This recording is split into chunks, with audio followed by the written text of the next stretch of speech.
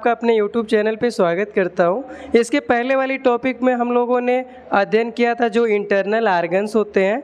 आज हम अध्ययन करेंगे हार्ट के बारे में। देखिए द ह्यूमन हार्ट है। आप जानते हैं कि जो ह्यूमन हार्ट होता है वो 4 चैम्बर्ड होता है।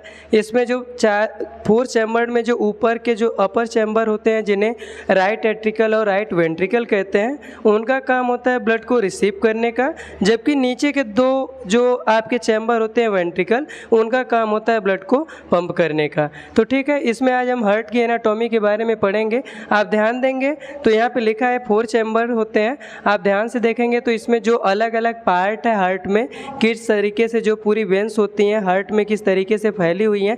जैसे यहाँ पे दिया है सुपीरियर वेना कावा, इसके बाद आपका इधर लेफ्ट एट्रियम दिया है, राइट एट्रियम दिया है। फिर इस वाले पार्ट में आपकी जो ये पतली पतली वेन्स दिख रही हैं, इन्हीं वेन्स में ये वेन्स क्या करती हैं, हार्ट में भी ब्लड का फ्लो होता रहता है। जिस तरीके से जो हार्ट होता है वो पूरी बॉडी में ब्लड को फ्लो करता है, उसी से फिर कोरोनरी जो आर्टरी होती हैं उसमें भी ब्लड क्या होता है, फ्लो होता है। कभी कभार आपने हार्ट अटैक के केसेस देखे होंगे, तो जो आपका हार्ट अटैक का केस आता है वो कोरोनरी आर्टरी में ही होता है। तो देखिए आज हम जब हार्ट के बारे में अध्ययन कर रहे हैं तो आपको देखने को मिलेगा कि इसके जो 4 चैम्बर होते हैं, ऊपर ये आप जानते हैं कि राइट और लेफ्ट होता है। तो इस साइड जो राइट और लेफ्ट में जो ऊपर के दोनों चैम्बर होते हैं, लेफ्ट एट्रिकल और लेफ्ट वेंट्रिकल, उनका काम होता है ब्लड को रिसीव करने का। एक होता है फ्रॉम लंग्स और एक होता है फ्रॉम बॉडी। तो आप जानते हैं कि लंग्स से जो आपका ऑक्सीजनेटेड ब्लड होता है वो आता है, रिसीव होता है आपके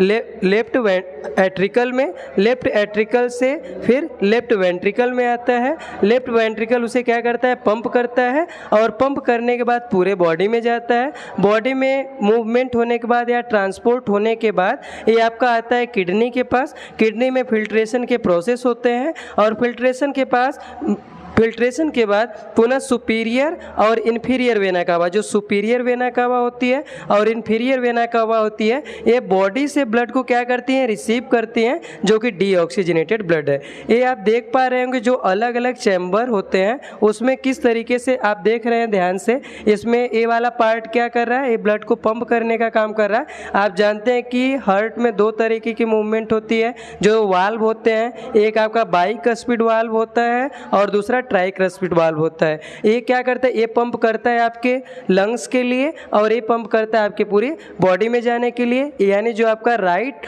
वेंट्रिकल है वो जब पंप करता है तो जाता है, जो आपका ब्लड है वो हार्ट के पास, लंग्स के पास जाता है, जहाँ पे वो क्या होता है, ऑक्सीजन से मिक्स होता है, और ऑक्सीजन से मिक्स होने के बाद आता है आपके लेफ्ट एट्रिकल में, और लेफ्ट एट्रिकल के बाद जो बाइकस्पिड वाल्व होता है वहाँ से एंट्री लेता है, और एंट्री लेने के बाद आपका आता है लेफ्ट वेंट्रिकल में। अभी जब आपने पिछले वाले एनिमेशन में देखा कि किस तरीके से वो कॉन्ट्रैक्ट और रिलैक्स कर रहा था, तो जब कॉन्ट्रैक्शन होता है आपके लेफ्ट वेंट्रिकल में तो वहाँ से ब्लड एरोटा के माध्यम से पूरी बॉडी में फ्लो होता है, और फिर वही प्रोसेस चलता रहता है। इसे हम कार्डियक साइकिल कहते हैं। इसमें जो भी हार्ट के जो भी नेम होते हैं, यानी जो उसके पार्ट के अलग अलग नेम होते हैं, आपको शो कर रहा होगा। यानी 3D एनिमेशन से आप अच्छे तरीके से देख पा रहे होंगे कि किस तरीके से पूरा हार्ट जो है वो कैसे बना होता है, किस तरीके से इसके आउटर मेम्ब्रेन किस तरीके से घिरी होती है।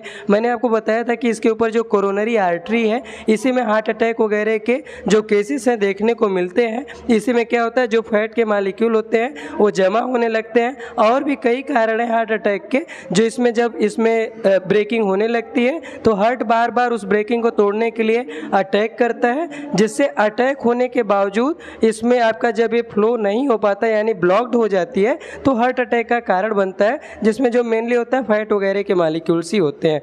बाकी इसके अलावा मिलेंगे अगली वीडियो में, तब तक के लिए धन्यवाद।